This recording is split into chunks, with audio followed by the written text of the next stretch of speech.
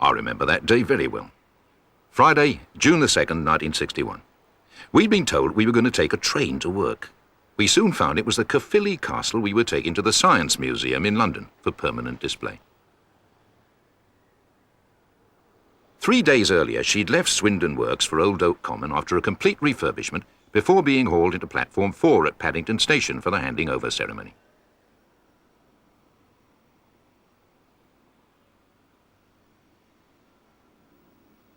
After all the speeches and the photo calls, this one of Dr. Richard Beeching, the chairman of the British Railways Board, the diesel shunter D4004 hauled Caerphilly Castle back to Old Oak Common for an overnight stay.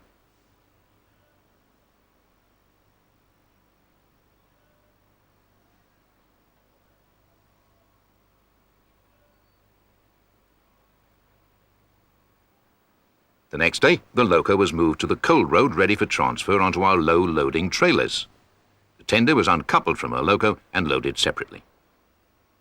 We loaded the 30-ton tender first onto our crane 60-ton low loader, having laid a short length of temporary track so that we could winch it on.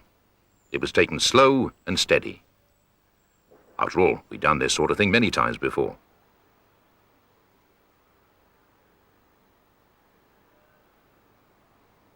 And soon, that was away.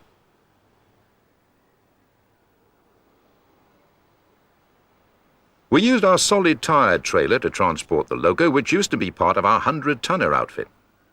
One of the useful features of this trailer is that its rear end can be steered independently from the towing tractor. A good idea when you get in tight corners.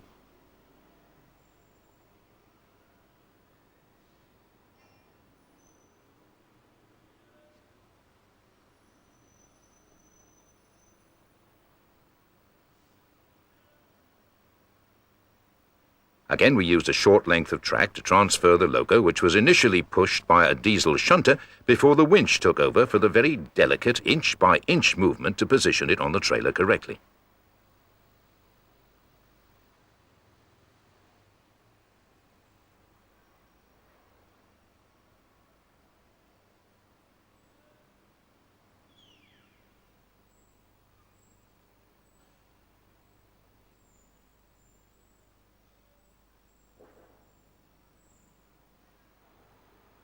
Even without its tender, Caerphilly Castle was still too long for the trailer, so we had to remove the front buffers before the front swan neck of the trailer could be refitted.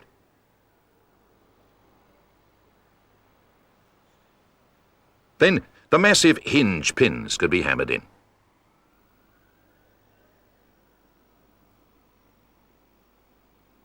Next day, Sunday the 4th of June, we began the journey with Caerphilly Castle being hauled into Coronation Road. The tractors being used to haul these loads are Scammell 6x4 Junior Constructors, and we have over 30 of them in our fleet. These tractors are fitted with the Leyland 680 engine coupled to a 6-speed gearbox, giving a total output of 150 brake horsepower.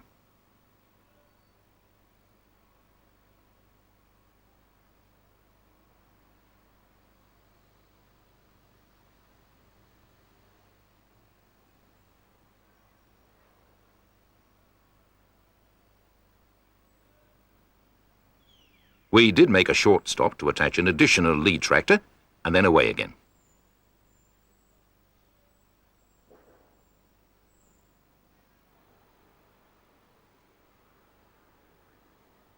As you can imagine, 2 tractors and a locomotive headed an impressive convoy as it made its way slowly along the usually quiet Sunday streets.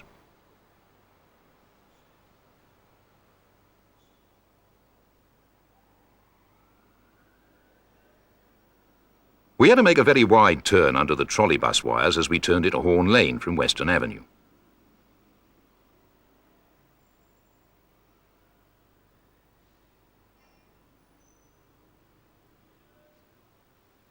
Next, we had to negotiate Savoy Circus, into Old Oak Common Lane, and then right into Duquesne Road.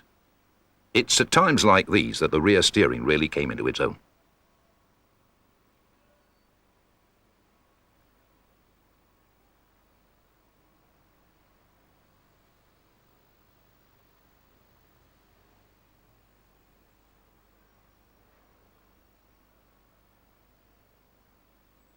under the railway bridge which carries the central line between East Acton and White City.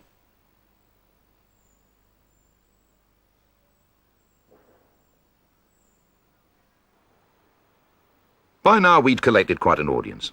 It's not that often a train passes your own front door. Several times during our journey we had to reposition the tractors and trailers in order to negotiate some of the difficult and awkward moves in the narrow streets along the route.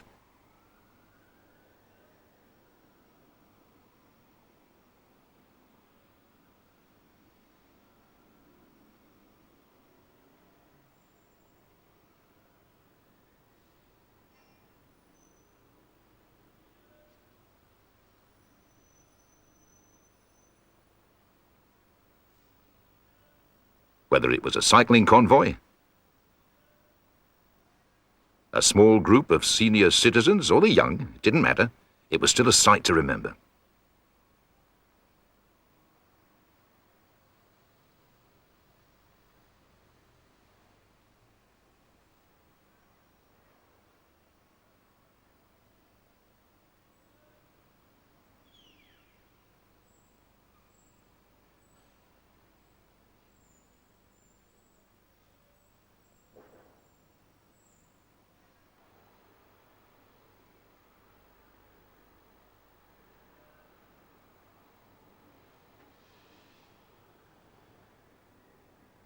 Still moving southwards and on to Kensington Gore, where we had to negotiate a sharp left.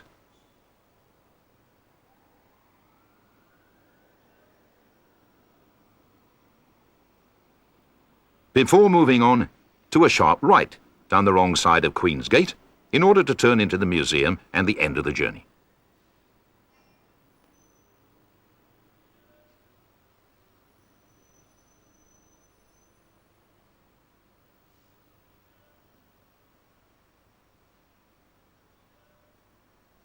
We parked up for a well-earned rest, which gave our onlookers a good chance for close-up views of a famous loco.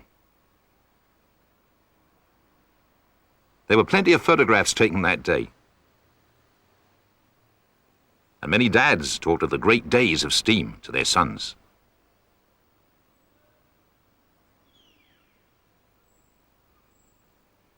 Finally on to the rear entrance to the museum and the new extension.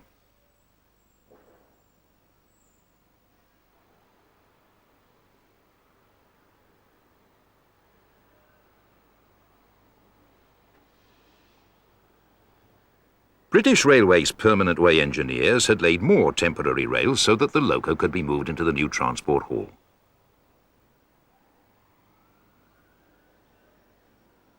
Outside the hall, the crane trailer had to be raised up and supported on packing to the floor level of the hall, and another short spur of rail was laid to transfer the loco from the trailer.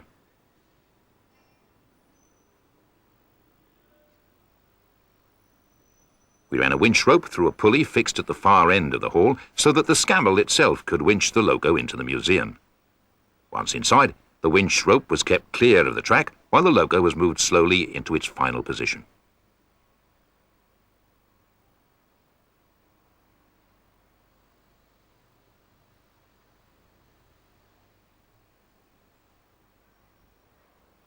Well, there we are.